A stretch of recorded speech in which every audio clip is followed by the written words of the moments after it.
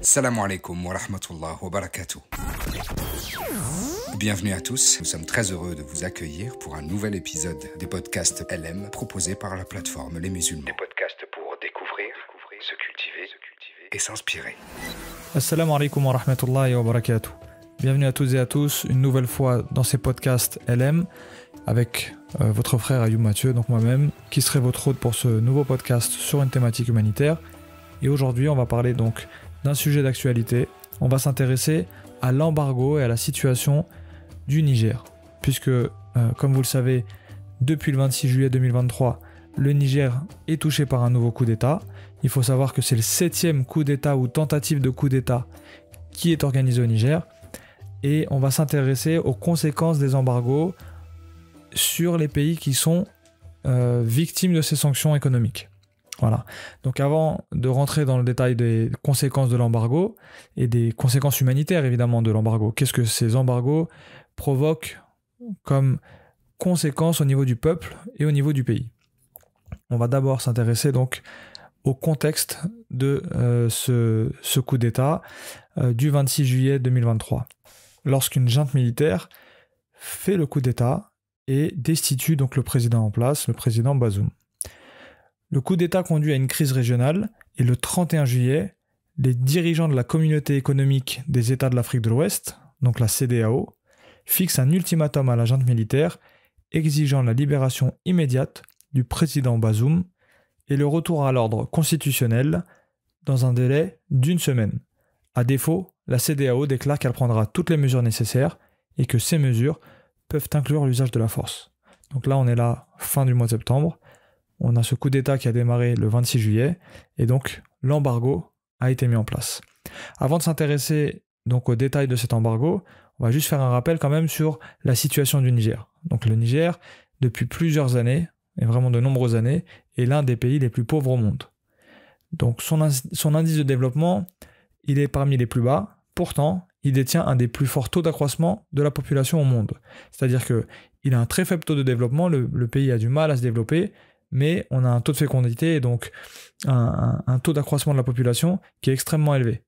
Donc on a de plus en plus de population avec de moins en moins, ou du moins très peu de moyens de développement. Comme on l'a dit, son taux de fécondité est parmi les plus élevés au monde, avec en moyenne 7,6 enfants par femme. Donc les jeunes représentent la majorité de la population du pays, avec près des 2/3 qui ont moins de 24 ans, soit 67% de la population qui est très jeune.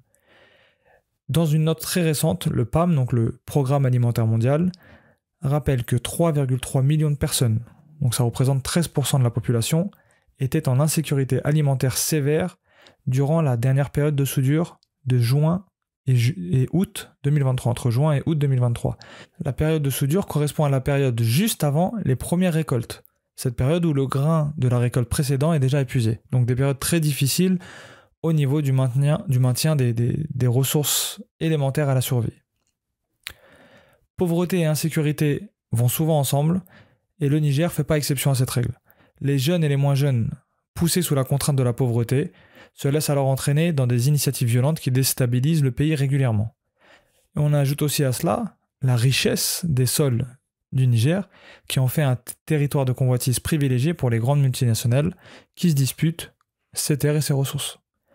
Donc ce nouveau coup d'État, il plonge le Niger dans une nouvelle crise qui se rajoute à la crise prolongée que vit le pays déjà depuis plusieurs années. Alors on va maintenant s'intéresser spécifiquement aux répercussions des sanctions imposées sur le Niger en raison du coup d'État. Pour mieux comprendre en quoi se constitue cet embargo, on va voir les parties prenantes. Qui sont les personnes donc, qui sont au cœur de cette crise et de ce coup d'État et de cet embargo?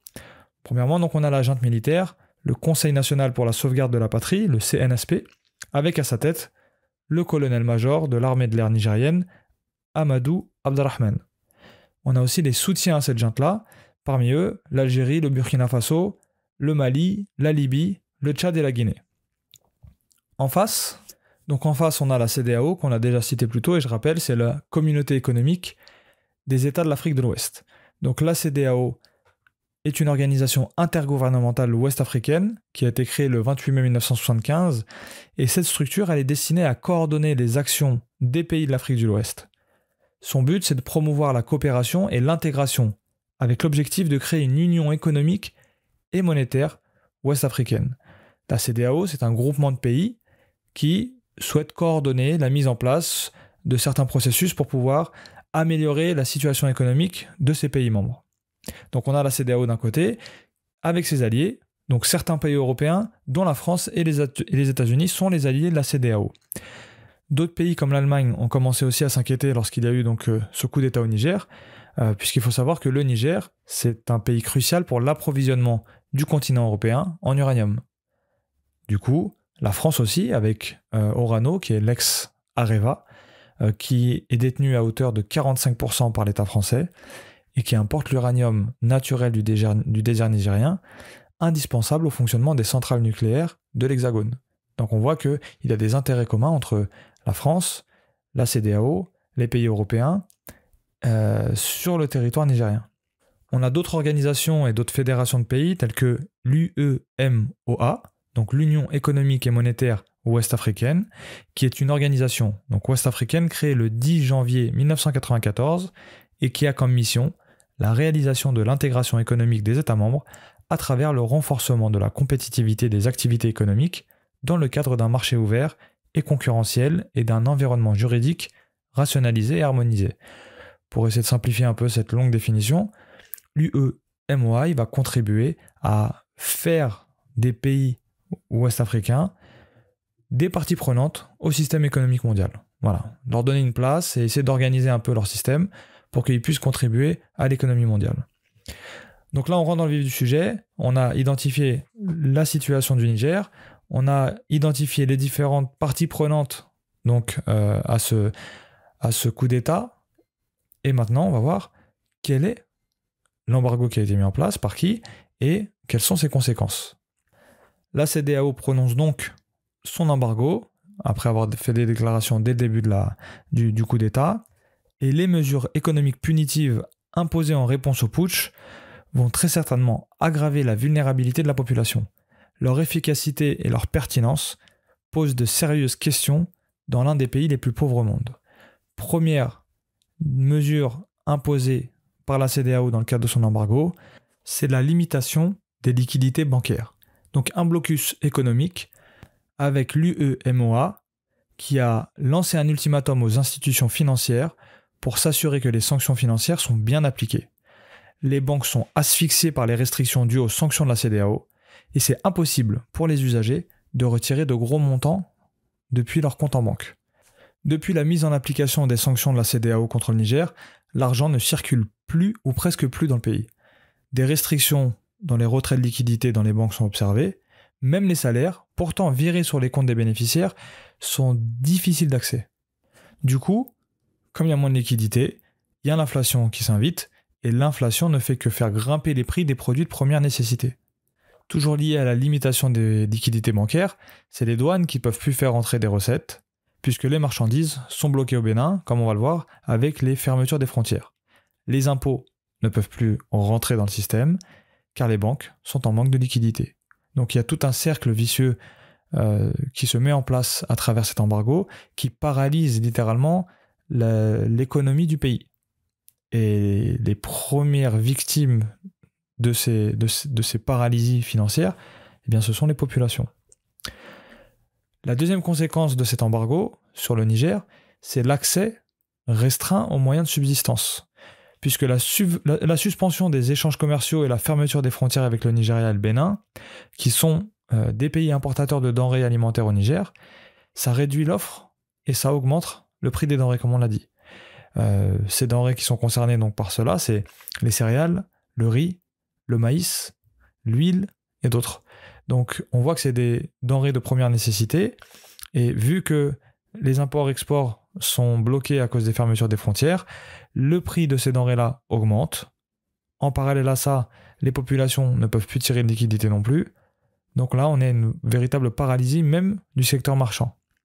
Et ça a un effet d'augmentation du prix des denrées qui commence à se faire rare dans le pays.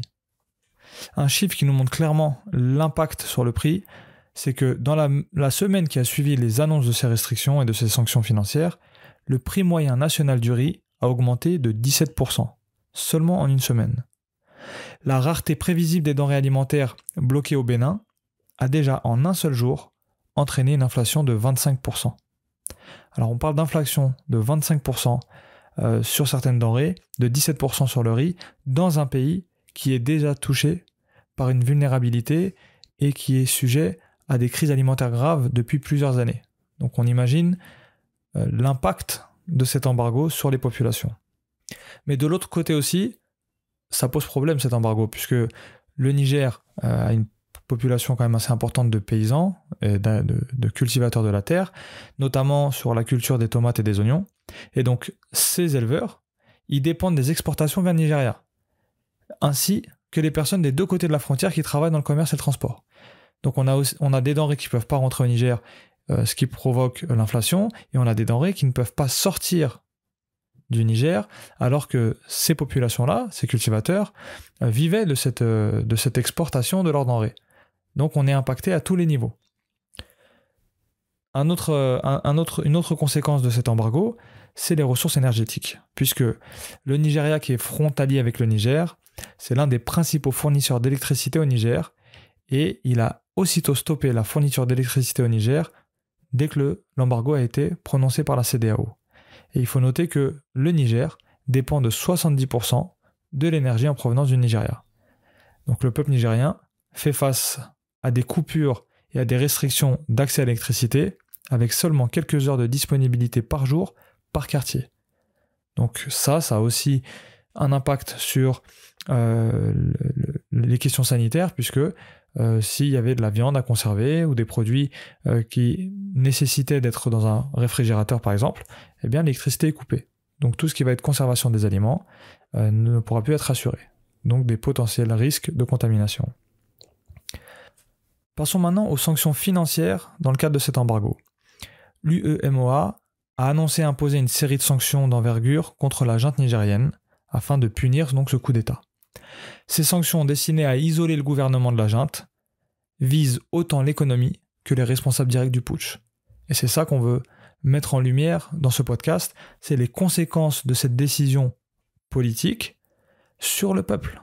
Et donc sur l'état de vulnérabilité que peuvent provoquer ces décisions politiques dans le cadre d'un putsch et de sanctions économiques. On va citer quelques sanctions annoncées par l'UEMOA suite aux annonces de la CEDEAO. La première, c'est la fermeture des frontières aériennes et terrestres entre le Niger et les États membres de l'UEMOA. Plus d'import ni d'export et donc paralysie de l'économie comme on l'a expliqué. Deuxième mesure, la suspension de toutes les transactions commerciales et financières, y compris celles touchant aux produits pétroliers, à l'électricité et aux autres biens et services dont bénéficie le Niger. Donc là, on a une paralysie de toute l'industrie dont bénéficie le Niger. Troisième sanction, le gel des avoirs financiers et monétaires du gouvernement nigérien auprès de la BCEAO. La BCEAO, c'est la Banque centrale des États de l'Afrique de l'Ouest. Tous les gels et les avoirs financiers et monétaires du gouvernement ont été prononcés. Également d'autres banques commerciales qui font partie de l'UEMOA qui ont vu le gel des avoirs financiers et monétaires. Qu'est-ce que c'est un gel des avoirs ? Pour bien comprendre l'impact, il faut qu'on puisse comprendre ce qu'est un gel des avoirs. Eh bien, un gel des avoirs, ça a pour objet de priver les personnes, les groupes, les entreprises ou les entités qui sont visées des moyens financiers et de faire en sorte qu'aucun fonds, avoir financier aux ressources économiques, ne soit mis à la disposition de ceux qui sont visés par ce gel. C'est-à-dire que toute structure, toute personne, toute entité qui posséderait des fonds, qui posséderait des avoirs financiers, ne pourrait plus les utiliser. Donc là, on ne parle pas seulement des liquidités, on va parler de tout un tas de ressources financières qui mettent complètement en paralysie toutes les institutions qui sont visées par le gel.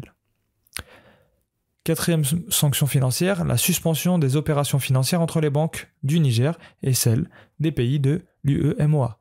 Donc les banques nigériennes ne peuvent plus faire de transactions financières avec les autres banques qui sont membres de l'UEMOA. Plus de flux financiers. Je ne sais pas si on se rend compte ce que ça peut provoquer. Il n'y a plus du tout d'économie, il n'y a plus du tout d'échanges commerciaux. Le Niger ne peut plus ni acheter, ni recevoir des fonds. Cinquième, le gel des avoirs des entreprises publiques et parapubliques nigériennes dans l'ensemble des institutions de l'UEMOA. Donc toutes les entreprises publiques et parapubliques ne peuvent plus utiliser leurs avoirs financiers. Donc quand on parle d'entreprises publiques et parapubliques, on va parler de services qui peuvent être disposés directement au peuple. Ces institutions-là, ces entreprises publiques et parapubliques, ne peuvent plus exécuter leurs services, proposer leurs services aux populations qui pourront plus en bénéficier. Donc là encore, les populations locales sont directement impactées par cet embargo. 6e sanction financière, la suspension de toute assistance et transactions financières en faveur du Niger par la BOAD. Donc la BOAD, c'est la Banque ouest-africaine de développement. C'est un établissement public à caractère international. C'est-à-dire qu'elle a pour objectif la lutte contre la pauvreté, la promotion du développement équilibré des États membres et la réalisation de l'intégration régionale. La BOAD, elle mobilise depuis sa création des fonds pour financer des projets tant du secteur public que du secteur privé. En fait, il y a plusieurs types de structures comme la BOAD au niveau international qui sont des banques qui vont mobiliser des fonds, mettre à disposition des fonds pour contribuer au développement d'un pays, soit sous forme de dons, soit sous forme de prêts, avec différentes conditions, etc. D'accord ? Donc là, c'est vraiment l'objectif de financer des projets, tant du secteur public que du secteur privé, pour contribuer au développement du pays. Par exemple, la Banque mondiale. Donc la Banque mondiale a annoncé dans un communiqué avoir suspendu les déboursements pour toutes ces opérations jusqu'à nouvel ordre. Donc la Banque mondiale, qui est un gros investisseur au niveau mondial des pays de développement, afin de leur permettre d'investir et donc de relancer l'économie et de stimuler le développement, a annoncé arrêter ses apports pour le Niger suite à cet embargo prononcé par la CEDEAO. Il faut savoir que depuis 1947, la Banque mondiale elle a financé plus de 12 000 projets de développement via des prêts, des crédits sans intérêt et des dons. Cela peut paraître un puits de bienfaisance, mais qu'on ne s'y détrompe pas, ces prêts et ces dons ne se font pas sans contrepartie, soyons clairs. Et on aura l'occasion de revenir sur ce sujet qui est très intéressant, qui permet de mieux comprendre le fonctionnement du monde, et donc notamment des crises et des pays pauvres, dans d'autres podcasts, Inch'Allah. D'ailleurs, si c'est des sujets qui vous intéressent, n'hésitez pas à nous le mettre en commentaire pour qu'on puisse traiter des sujets qui vous intéressent en priorité, et Inch'Allah ta'ala, essayer de, ensemble, mieux construire notre compréhension du monde et du fonctionnement du monde, et notamment des questions humanitaires. Donc la Banque mondiale annonce arrêter ses apports suite à cet embargo. Un autre acteur financier qui a pris des décisions suite à cet embargo, c'est l'AFD, l'Agence française de développement. Alors c'est une institution financière publique qui met en œuvre la politique de développement de la France, qui agit pour combattre la pauvreté et favoriser le développement durable. Donc vous l'avez compris, c'est un acteur financier qui, encore une fois, va mettre à disposition des fonds, selon certaines conditions, pour pouvoir contribuer au développement des pays qui peinent donc à se construire et à se développer, comme les pays, ce qu'on appelle les pays du Sud. Donc présente en Afrique et en Asie, au Moyen-Orient et en Amérique latine, cet établissement public finance et accompagne des projets qui améliorent les conditions de vie des populations, soutiennent la croissance économique et protègent la planète. Donc c'est cela le rôle de l'AFD. Donc l'AFD, elle a annoncé suspendre toutes ses actions d'aide au développement et d'appui budgétaire à travers son agence au Niger après le coup d'État. Paris demande le retour sans délai à l'ordre constitutionnel nigérien autour du président Bazoum, élu par les Nigériens. L'Agence française de développement, l'AFD, elle a engagé 97 millions d'euros en 2021 au service des pays en voie de développement. Donc là, on voit encore une sanction de cet embargo qui va venir impacter de façon globale le pays et qui va redescendre, dont les conséquences vont redescendre jusqu'aux populations. De ces sanctions financières, notamment de ces banques d'investissement, on peut voir que le Niger va devoir mettre une croix sur toutes les possibilités de travailler à développer son pays et de sortir de son état de crise prolongée. Donc cet embargo va enlever un des moyens financiers qui permettait d'injecter des fonds dans le pays pour relancer une économie. Puisque là, les principaux financeurs des projets de développement arrêtent leur financement sans préavis et sans qu'aucune institution ait pu se préparer à cet état de fait. Et ça, c'est très important à prendre en compte. C'est une décision subite que le peuple va devoir en fait assumer. Peu importe qui reprend la direction du pays, il va falloir assumer, il va falloir supporter les conséquences de l'arrêt total de ces programmes de développement apportés par ces acteurs financiers, sans préavis. Si c'est fait avec préavis, le pays peut éventuellement s'organiser, essayer de trouver des moyens de se substituer à ces agences internationales qui aident le pays. Mais sans préavis, alors elles sont encore prises au dépourvu, et donc avec, on peut déjà l'imaginer, des répercussions qui seront encore plus grandes. À présent, on s'intéresse aux conséquences de cet embargo sur l'aide humanitaire internationale, puisque après le push, de nombreuses organisations internationales et de nombreux pays, dont la France, ont annoncé l'interruption de l'aide internationale, à l'exception pour la plupart de l'aide humanitaire d'urgence. Puisqu'on sait que l'aide humanitaire ne se concentre pas seulement sur les aides d'urgence après une catastrophe naturelle, mais qu'il y a aussi des projets de développement, il y a tout un tas de domaines d'intervention dans l'humanitaire qui sont en dehors des contextes d'urgence. Donc là, les décisions qui ont été prises, c'est que les organisations humanitaires certaines organisations humanitaires ont arrêté leur programme d'aide en faveur du Niger, à l'exception, pour la plupart, de l'aide d'urgence. Les organisations elles ont demandé la mise en place de corridors humanitaires pour l'acheminement des médicaments et des soutiens nutritionnels qui commencent à faire défaut. Puisque on a dit que le Niger souffrait d'une grave crise au niveau de la sécurité alimentaire et notamment les bébés. Donc certains sont pris en charge avec des compléments nutritionnels, aussi par des traitements médicamenteux. Et donc, des organisations ont alerté là-dessus en disant on doit pouvoir continuer à acheminer ça, même s'il y a un embargo qui est mis en place, puisque l'embargo ne peut pas justifier à mettre en péril la vie d'individus. La fermeture des frontières et la suspension de certains financements de donateurs internationaux, qu'on a évoqués un peu plus tôt, vont certainement, et c'est sûr, avoir un impact sur l'aide humanitaire de certains acteurs humanitaires tels que le PAM et ses partenaires. Le PAM, on avait dit, le Programme alimentaire mondial, qui est une agence de l'ONU, on en avait parlé au début du podcast, qui nous annonçait que 17% de la population était en grave menace de crise alimentaire sévère pendant la période de soudure. Donc le PAM est un acteur qui agit fréquemment au Niger avec des grands programmes sur l'aide alimentaire, et donc on sait que l'interruption des organisations humanitaires et donc des financements qu'elles peuvent donner au PAM vont avoir un impact direct sur l'accès à l'aide humanitaire d'urgence et alimentaire par les populations. Le PAM, qui, comme on l'a dit, est spécialiste dans les questions alimentaires, se dit aussi préoccupé par la hausse des prix qui risque d'éloigner encore davantage les populations des produits de première nécessité.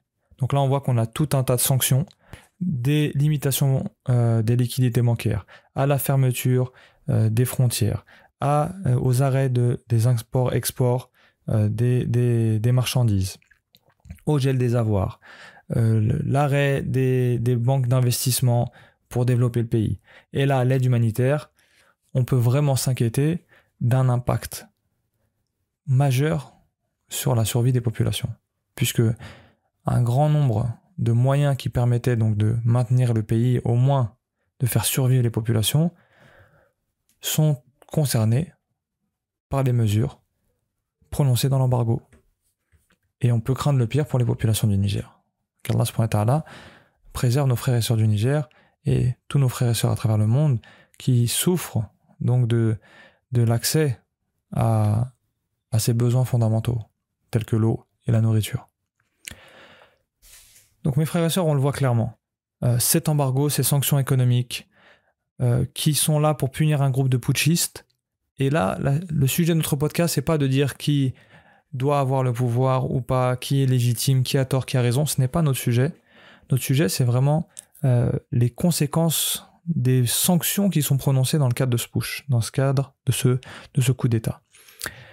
Puisque ces mesures, au nom de la punition d'un groupe qui provoque un coup d'État, eh bien, toutes ces mesures vont impacter l'ensemble de la population nigérienne qui vit déjà depuis plusieurs années dans des niveaux de vulnérabilité extrêmement élevés.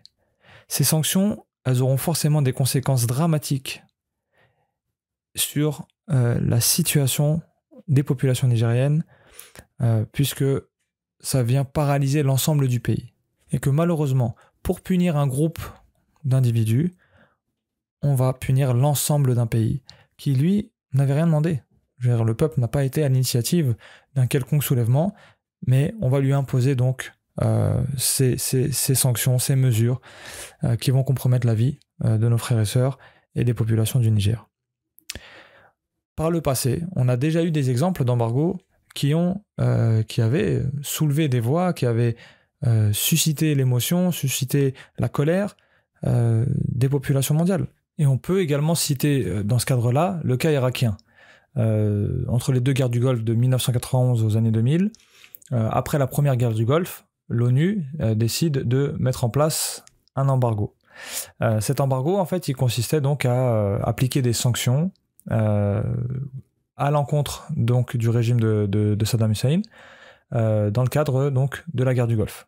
Il faut savoir que cet embargo, ce blocus économique, il a duré 12 années. Parallèlement donc à cet embargo, l'ONU instaure aussi un programme qu'elle a appelé Oil for Food, c'est-à-dire que c'était un programme qui avait pour viser d'amenuire un peu l'impact de l'embargo sur le peuple, justement, en proposant donc un programme qu'ils avaient appelé Oil for Food, pétrole contre de la nourriture. Et ça consistait en fait, en plein milieu du blocus, c'est-à-dire dans cette période de blocus, de permettre au régime en place de vendre une certaine quantité de son pétrole et que les revenus tirés de la vente du pétrole soient bloqués sur des comptes aux États-Unis qui permettraient à l'Irak, sur autorisation d'un comité de sanctions, d'acheter du matériel ou des biens sur le marché mondial pour pouvoir les apporter aux populations et répondre donc aux besoins indispensables à la survie. Le souci, c'est que très vite, ce comité de sanctions, il s'est mis à refuser de plus en plus les demandes d'importation, puisque le comité de sanctions devait valider donc les importations qui pouvaient être faites, moyennant les finances bloquées sur le compte, le compte extérieur de l'Irak. Et donc, il refuse de plus en plus ces importations de nourriture, de médicaments ou d'autres besoins vitaux, sous prétexte que les aliments étaient susceptibles de nourrir l'armée de Saddam, que les médicaments contenaient potentiellement des substances chimiques qui pouvaient être utilisées par les militaires, ou que certaines composantes des appareils médicaux pourraient servir en fait à la fabrication d'armements. Donc, sous prétexte et en justification à ces risques-là, le comité de sanctions refuse de plus en plus l'importation de ces biens de première nécessité. Du coup, dans les hôpitaux irakiens, à cette période-là, les malades commencent à mourir faute de médicaments, faute d'instruments chirurgicaux, faute de matériel de stérilisation. Et donc, on a des grands problèmes là de prise en charge médicale et même des problèmes sanitaires, des épidémies qui commencent à se déclarer, etc.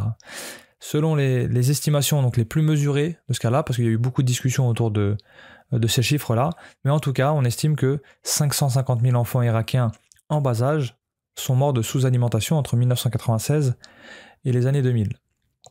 Et il y a une parole qui revient quand on évoque cette période-là, c'est pendant un interview de Madeleine Albright, donc qui était à cette époque-là secrétaire d'État du gouvernement américain, qui avait été questionnée donc par une journaliste de la NBC qui lui demandait, qui lui disait texto, voilà, on a entendu que près d'1 million d'enfants sont morts, en précisant que c'est plus que les morts d'Hiroshima, est-ce que ça en valait vraiment la peine?